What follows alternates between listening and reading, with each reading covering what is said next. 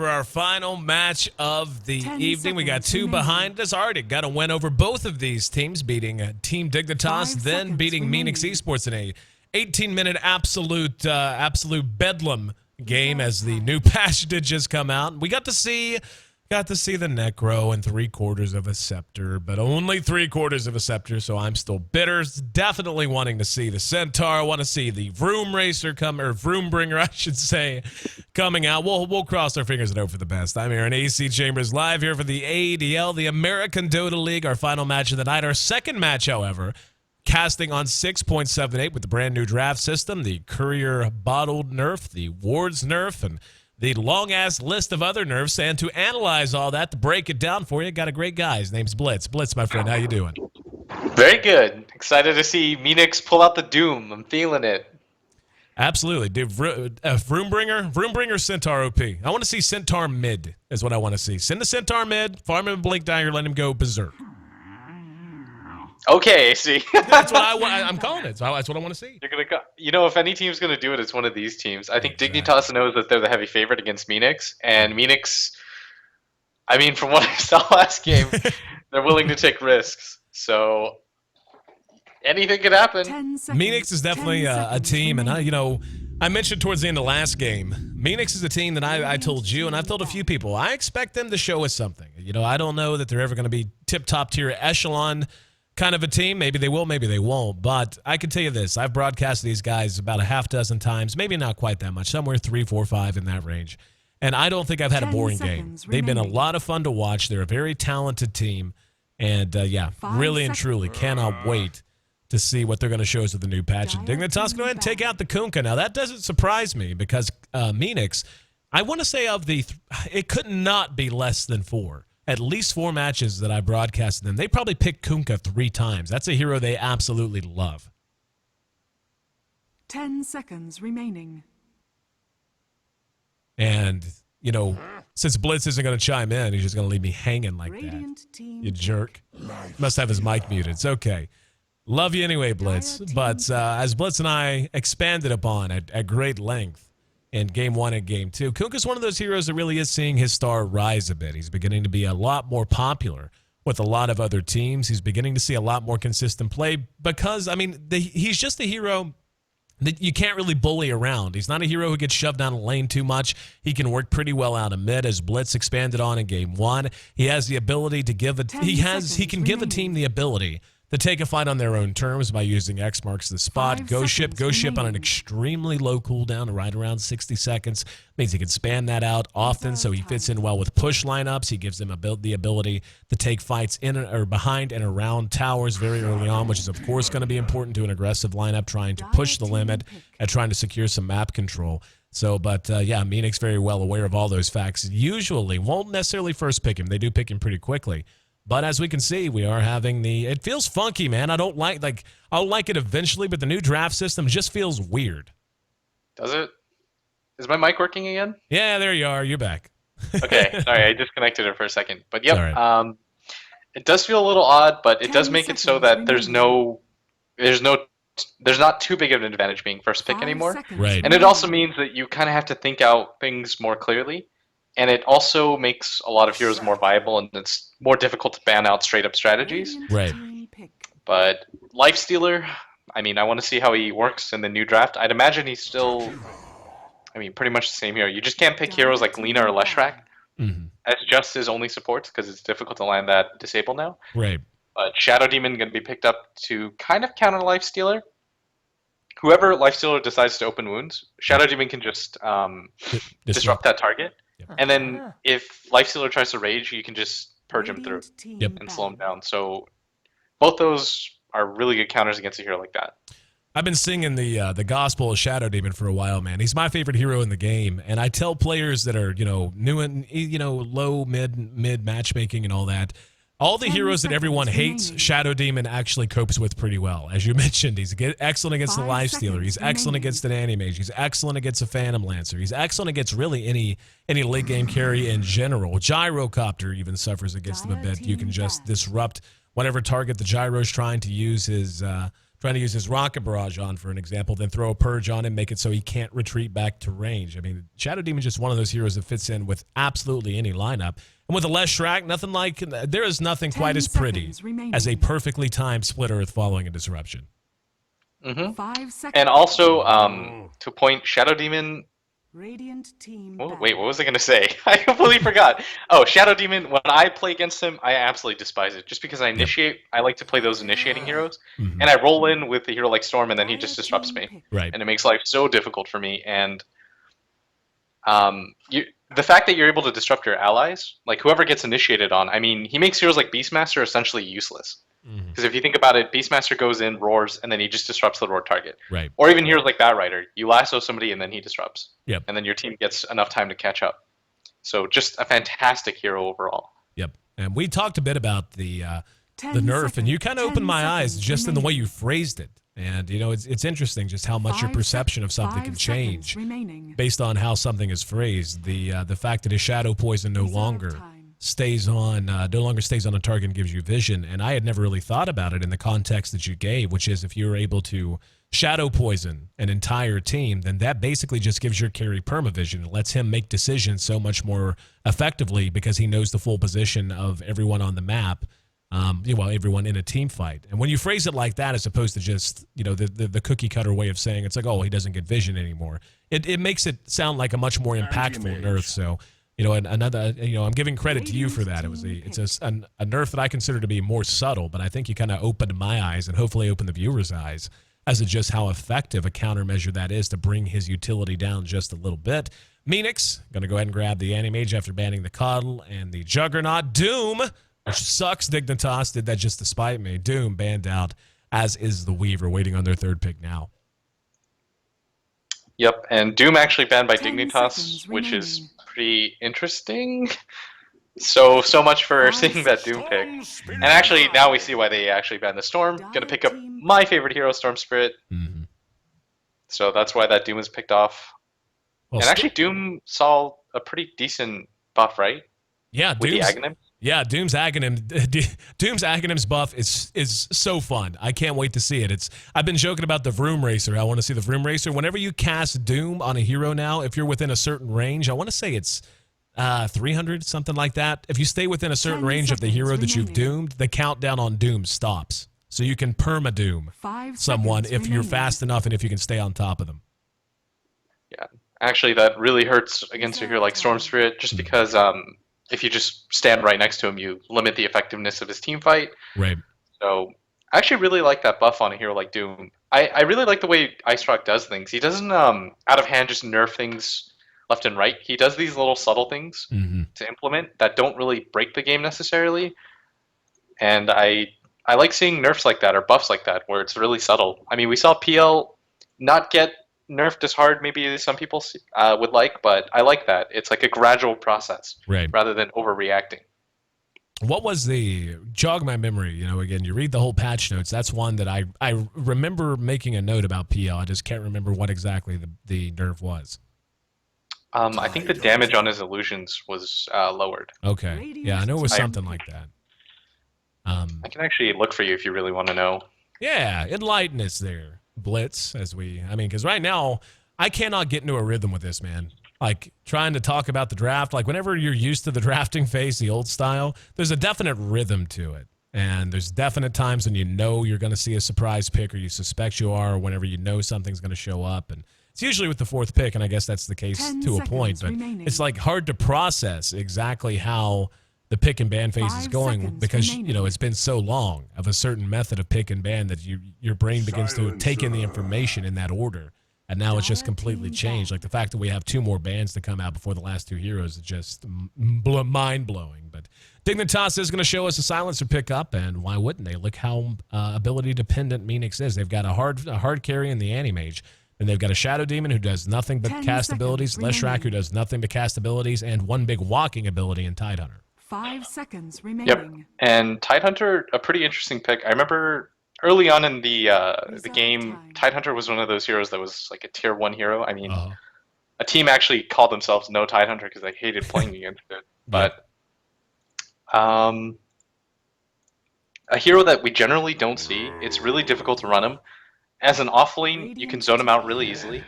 And as a support, he doesn't do too much as well. Maybe we see him something crazy like mid. I don't know. I'd like to see Meenix kind of just throw out a curveball, pick up a hero like Clockwork here, and take Tidehunter mid against a Storm. But I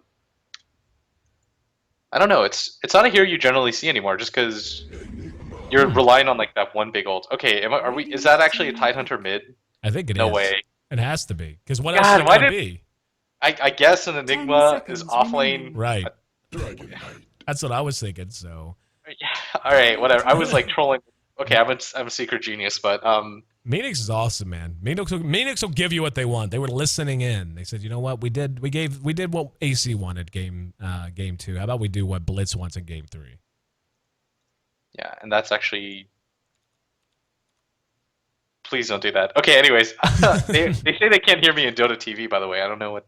It's probably just busted. I was told that there was something wrong with mine too, and I checked it. It's fine by the settings. I mean, we can't click on heroes, so I would imagine there's a myriad of problems that are going to be patched in. But for now, you and I still get to lay claim to casting the first professional match of Dota on the new patch, even though I was very disappointed that we didn't get to see the scepter. Nonetheless, got high hopes for our second match. And like you said, we're already off to a good start, man. It's going to be a mid-Tidehunter. Come on. Is it? No. Wait. Did everyone DC? What happened? I do not know. Oh, very bad server. Okay, so maybe that means that my mic will get fixed now? One can hope. All right, guys, I'm going to go ahead and mute the mic, pot up the music, and all that fun stuff. We'll be right back as soon as we get all this sorted. I'm here in AC Chambers, joined by Blitz. Game 3 of the night. Dignitas versus Meenix coming up next.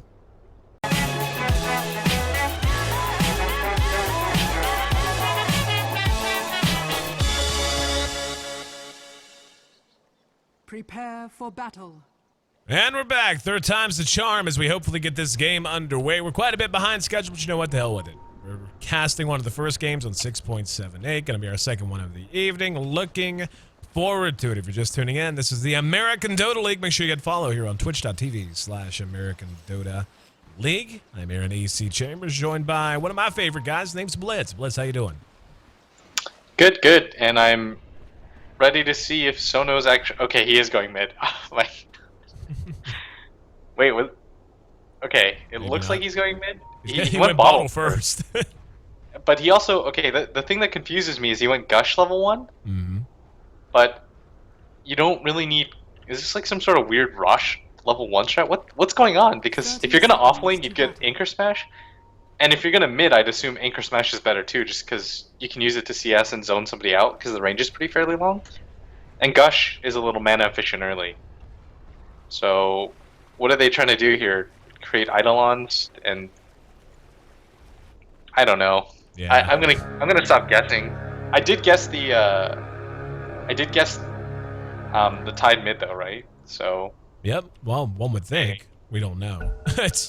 I'm with you. I'm kind of wondering what the hell's going on here. China is our anime who's in the Dire Side Secret Shop right now. And, all right. There's the Eidolons. They deny it. Leshrak seems to be mid for the moment.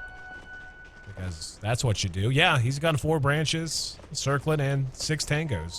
Why is the anti-mage off lane? What's going on? What's going on, guys? I think they just predicted the lanes, I guess. Like. Okay, what a genius. But why does the support Tide have a bottle level 1 then?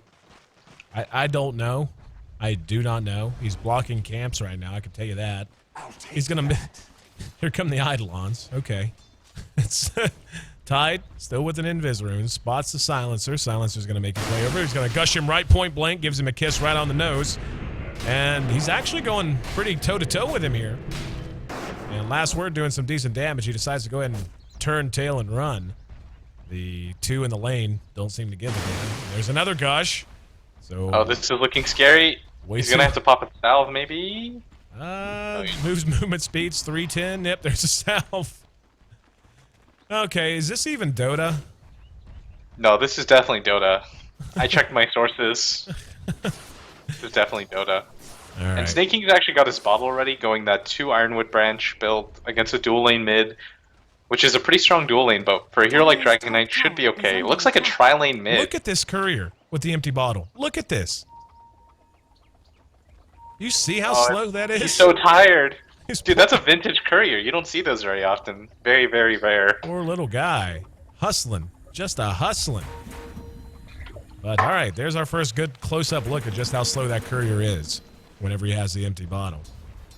2 minutes in, how about we actually talk about, Dota. Up here at this top lane, we can see it's been a 2-on-2, or 2-on-1, I suppose, or 2-on-none, technically, I guess, since Enigma was in the jungle. Now, Sono going to show his pretty mug and eat a little bit of damage. I want to see. Ice Path's going to be there. He still can't open wounds, by the way, I don't think. The range, yeah, look how small the level 1 range on open wounds is now. That is such a huge nerf. Yeah, it just makes it really difficult for Lifestealer to be the one to lead the charge. But Sono's actually now going to go top. And if you hear the confusion in my voice, it's because it's there. Like, he's got a bottle. We know that. It just seems weird to go... I guess the bottle kind of makes sense if he was deciding to roam, but there's really not anywhere for him to roam to aside from mid. And Way Too Sexy is doing a really good job of kind of just trading with him and denying that out, making him waste all 3 bottle charges. And now, I mean, I guess they predicted the Anti-Mage against the Storm would be a good matchup, but Storm actually wins that pretty heavily. You've got 6 armor, a really good attack animation, and a really good way of harassing. And I mean, Anti-Mage early game especially can't really hold on against that. Take a look at the CS. Yep, there's going to be the open wounds. Yep, you walk right up, you're going to get wounds. Universe draws first blood. Again, with that ultra small. They actually get the level 2. It's a little bit better now. But first blood goes on the board. Give it to Dignitas here in mid. DK up against this duo lane, as you had mentioned. Leshrac benefiting quite a bit. He's at 12, doubling up his mid opponent, the DK, who's at 6. Take a look at the levels. Level 3 for Lesh, level 3 for the Shadow Demon, and if I can get a hold of Sneaking, because it's glitched, yeah, Sneaking at level 4. So even though they're splitting the lane experience here, they're honestly not falling that far behind.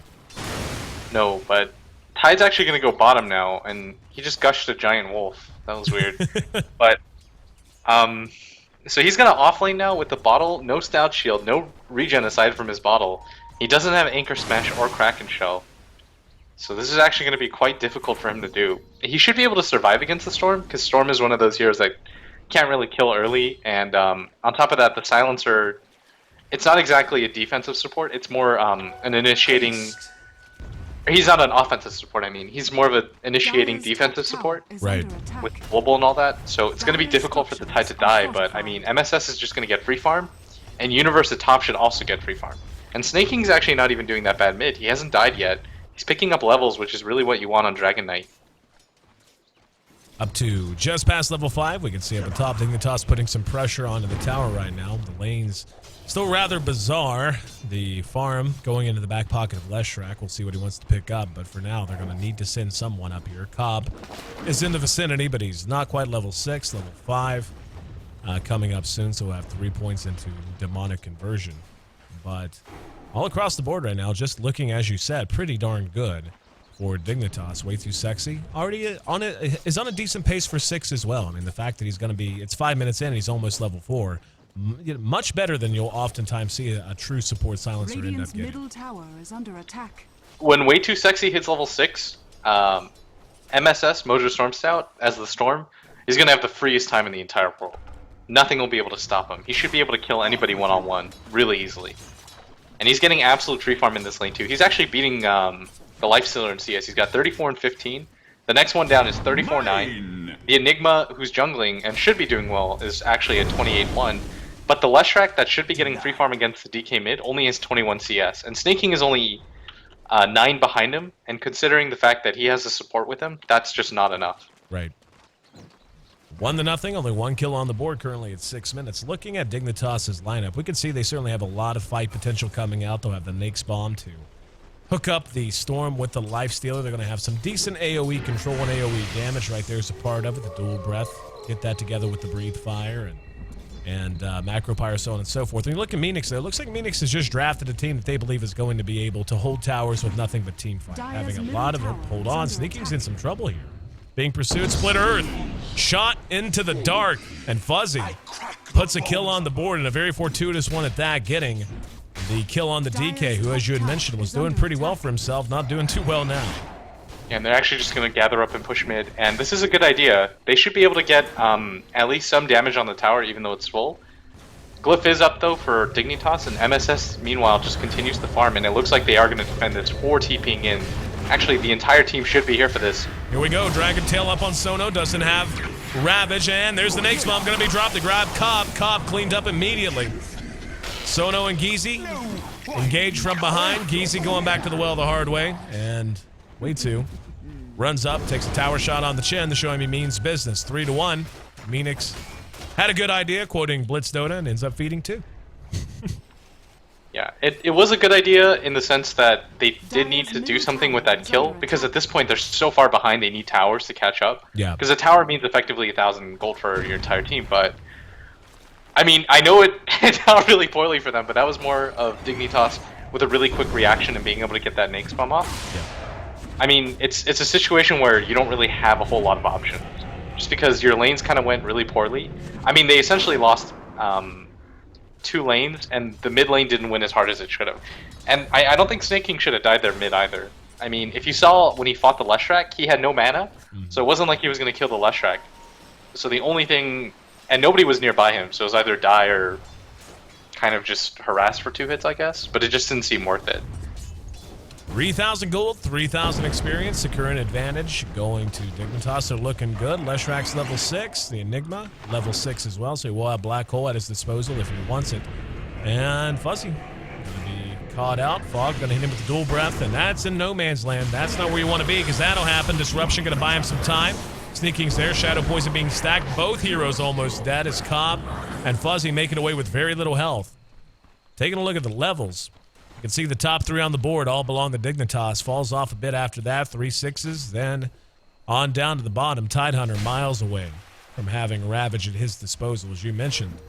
Just a tough row to hoe, and tough to make much of anything happen. MSS making his way to an Orchid, as one would expect. Oh, mid-universe. There's Cobb going to be disrupted. Universe will be able to clean it up. Going to spin the black hole, actually. They'll still be able to kill him. And now the reinitiation as Sneaking goes head hunting. Sono going to be the closest in range. Universe will have open wounds momentarily, but can he close the gap? He can. Open wounds on Sono at the top of the steps. Gets off a gush on Way2. And taking some damage with the rest of his team actually pursuing him out. Storm Spirit's going to be there to help get another kill. And in the meantime, Tide drops to Universe as well. And Fuzzy, okay. Splitters, pops Edict, and teleports away. So he realized he was in a bad part of town. When you lose most of your lanes like this, it means that Universe actually has no incentive to farm. Neither does Mojo Storm Stout. They can just continuously come to fights because the CS was so one-sided and the levels are so one-sided that the advantage is there for them to be able to take fights like this. Right. So it's not, they don't actually have to send anybody to split push. They can just devote the entire team to stopping a push as soon as it comes. Meenix does need to take a fight with the heroes they have, but at the same time it's really difficult because Tidehunter's not level 6. They forgoed a lot of farm. Enigma's wasted his black hole, meaning they can't take another fight for 120 seconds or so. And Anti-Mage has no farm, so Dignitas doesn't need to send anyone top anymore. If they want to just fight the entire game now, they can, even though they have the worst early game theoretically with the heroes they have. But the farm advantage is so great, and Anti-Mage doesn't pose any sort of threat that they don't need to devote anyone to him. He's 0-0-0, and he's only got 31 CS at 10 minutes. So they actually have maybe another 5 or 6 minutes before he even flips on the radar. Well, the other thing about Dignitas is, I mean, they just don't have a whole lot to worry about in terms of damage. You look at Meenix, what do they have? They have Splitter, that's excellent. They're going to have one target, that's Soul Catcher, okay. Ravage is not going to do much to a team this tanky. Lifestealer, Dragon Knight, Jakiro has pretty good strength gain. He tanks up. And the escapability that's built into Storm, to say nothing of just the fact that Silence from Silencer just makes it an auto win almost. I mean, they just have no consistent damage outside of the composite damage of Edict. That alone is going to create a pretty gigantic problem.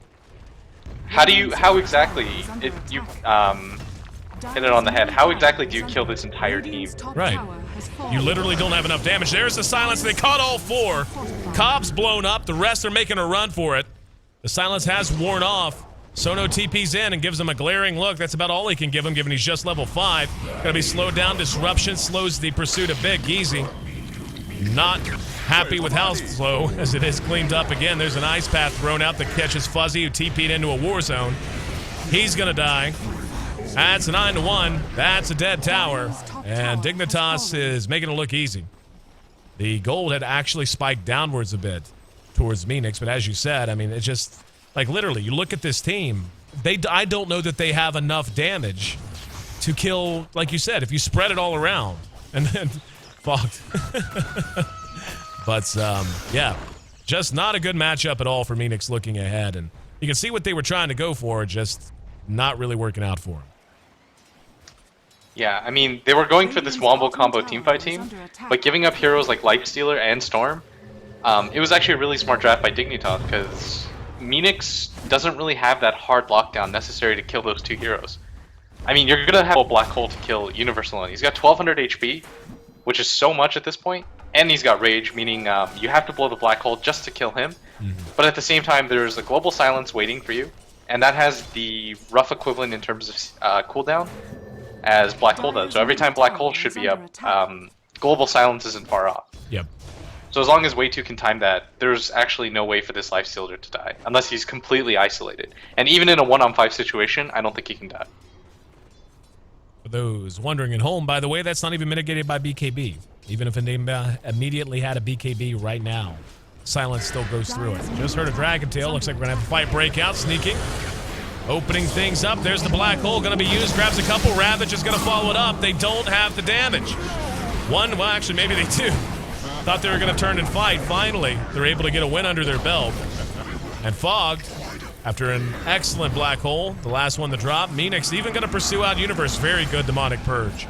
He's going to rage and just try to TP away. Mana Void certainly helped them out there. Gave them some of the AoE they really, really needed. Ravage seemed to just be shrugged off. But nonetheless, Meenix not going quietly into the good night and proving us wrong. In the right situation, they do have the damage. I mean, at the same time, though, Storm rolls into the hole, which is kind of just bad timing. And they were able to not stop the hole at all. And I mean, if you 3-man or 4-man hole Ravage, of course things are going to go well, but that was kind of a perfect storm of circumstance. 10-4. We got 14 kills on the board in a 14-minute game. Dignitas leading by 5,000 gold. The experience very, very close to it. Taking a look at the items, we can see MSS, Mojo Stormstout. Grabbing himself his first Oblivion Staff. He'll be on his way to an Orchid, about the most expected item in the entire game. Outside of maybe Phase Drum's Armlet on Lifestealer, which has just become the build. If you don't do it, people will get angry. But they're going to go ahead and settle down a bit. And I really think this is what Dignitas needs to do, especially with all those ultis on cooldown. Just push towers. Don't even worry about it. Don't try to fight. Push into towers. If they make a stand, engage them there. Yeah, they know that hole is down, and that's the only thing that can stop them. I should clarify, if Universe and Storm both get hold, then the fight is winnable. But as long as one of them is standing on the outskirts, they can do so much damage just by flitting around the fight. Right. But being hold like that together, and unluckily Global Silence was just down. But if there's so much that Meenix needs to do to win a fight, essentially, and the Anti-Mage still doesn't have enough CS to pressure. I mean, he had 32 CS at 10 minutes, and now he's got 51 at 15. He's nowhere close to a Battle Fury. Maybe in the next 5 minutes he'll get one. But until then, it's really difficult for him to pressure. And before he gets a Manta, Storm is going to have an Orchid, meaning that he can just solo kill him every time. And Universe is going to finish his Armlet in the meantime. I'd be really surprised if they didn't just, 5-man push, 4-man push, do whatever they got to do. They just have, comparing it to what you just said, everything that Meenix has to do to start a fight. They don't really have a good way to start a fight outside of someone getting out of position and then hitting a disruption. Side of Dignitas, they've got the Nake's Bomb, they've got Storm's Lockdown of a major hero, whichever one they want to focus down. Long range on Ice Path, they got the Global Silence. And that could be just as much an important element in terms of trying to take a fight, especially when you're down. I mean, Ravage to a point, but Ravage doesn't really serve that function until he has a mobility item up. He's going to do this, walk in, get vortexed, and die. Yeah, silence goes off. Now they have to run. Cobb's not going to have any chance at all. Storm re-initiates. There's a buyback already out of the Tidehunter. And yeah, I believe that's poetry in motion right there, as they're now down to just one outer tier tower, 12-4. And the Brazilians trying to hang and bang, but coming up a bit short. Yeah, this is almost a 10k gold disadvantage at this point. Against a team that should have, theoretically, the better early game. Yep. Means that it's really difficult for Meenix to get back into this. Anti-Mage, there's no pressure around the map being created by his team. So if the Storm wants, he can just focus on either team fighting or just hunting him down solo. Because it doesn't matter, especially since he has an Orchid now, too. Yep. This is a 16-minute Orchid. The Anti-Mage doesn't even have a Battle Fury yet. He's getting kind of close. He's like 1,300 gold off, 1,200 gold off, but that's still significantly further behind than he needs to be. Just dual breath from Fogged is doing so much damage. And here we go. Yeah, and actually, no gonna die. Yep, silenced out. And looked like that was the makings of the final charge, because they all just grouped up randomly, including the Anti-Mage. China says the hell with it. I'll go farm. Yeah, I don't know why he stayed behind when his team ran. Yeah. It just seemed like a weird decision, but they're kind of doing the right thing where they should try to engage a fight with the ultimates that they have up. Black Hole is up, Ravage is up as well. You need to create some sort of pressure for Anti-Mage. I think what they were trying to do was fake pressure, but it just didn't work out, and Cab actually should be caught too. Open wounds, and the Ice Path will catch him as well, and down he goes. And Dignitas is just kind of rolling here, looking for some revenge. And, if I'm in Dignitas' shoes, and not to say Meenix is bad, please don't misunderstand me. Really like those guys, really like the team. But they, Dignitas probably had a couple of red cheeks losing to Arctic earlier. Not to say Arctic is bad, but just not what you expect from a team that's a direct invite to TI3. And I'm sure there's a part of it just like, you know what? We need to make a statement here. We need to remind people that it's like, yeah, we had a bad game. We were outplayed. Arctic had a really good game, but that's not us. This is us. This is what we're capable of doing when it all comes together. Yeah, and actually, Wave 2 doesn't even look like a support silencer. He's going to have a Force Staff, I'd assume. Maybe he gets a Rod of Atos just to get a little tankier. But Fogged on top of that, he has an urn. He picks up a gem. I really like this gem decision early game. When your supports are rolling in money, there's nothing that you can get that'll be better. You completely deward, you get rid of the vision. It makes it so the Storm pretty much gets to go in wherever he wants, undeterred. So that gem pickup, I really like that. It makes it really hard to play defensively like Meenix wants to at this point. Shadow Blade done on the DK, so he's going to have damage. Here we go. Meenix going to smoke up and unfortunately run into a hero they can't possibly catch and be engaged upon. Silence, beautifully timed. Geezy making a run for it. He's going to drop. There's the Vortex on China. Black Hole's going to be there, but immediately stunned out. Ravage does nothing, bounces off of this team. And the Man of Void does add at least one kill to their total, but it's one amongst an absolute heap of dead bodies on their own side. Fuzzy's going to make it all 5 gone. Make it a godlike streak. Make it a triple kill going the way of Universe. So, yeah. I'll tell you what, man. One of the hardest things, and it's one of those things that seems a lot easier when you watch it than when you try to execute it, and I'm sure you can appreciate this.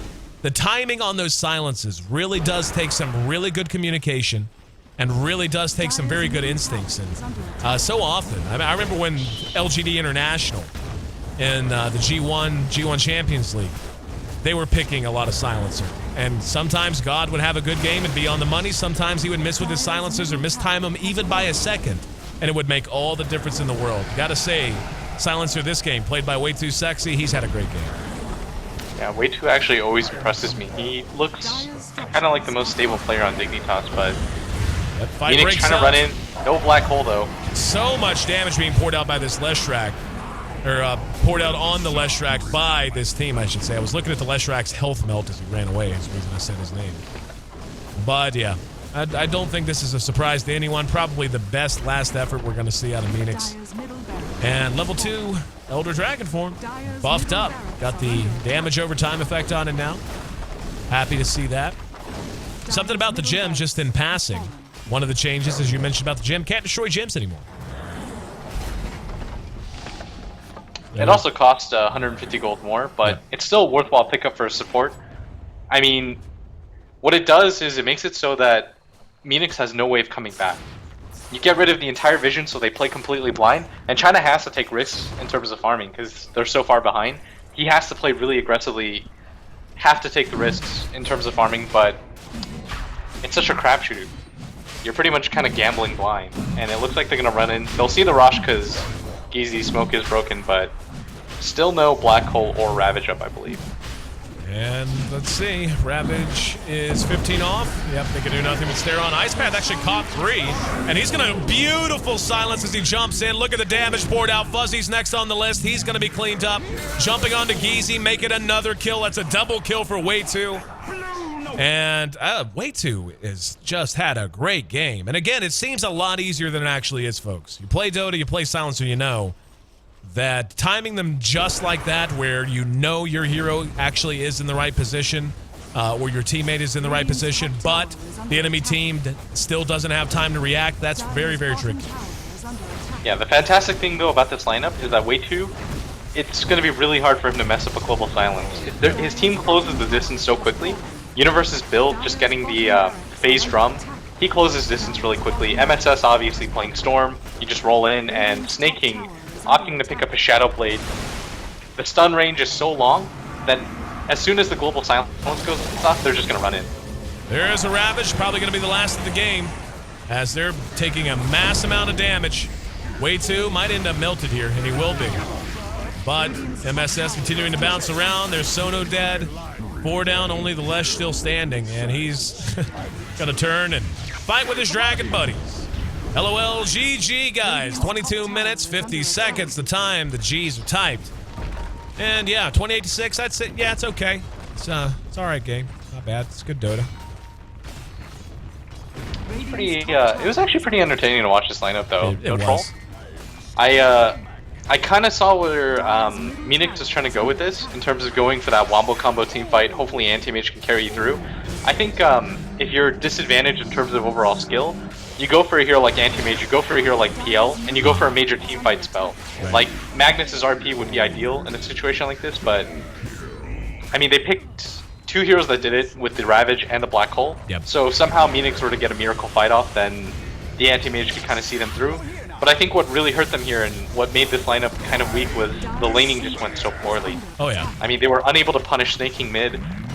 MSS had an absolute free time against the Anti-Mage bottom. I think the thought process was the Anti-Mage would do okay against Storm, right. But Storm starting with 6 armor and just being able to right-click the Anti-Mage off.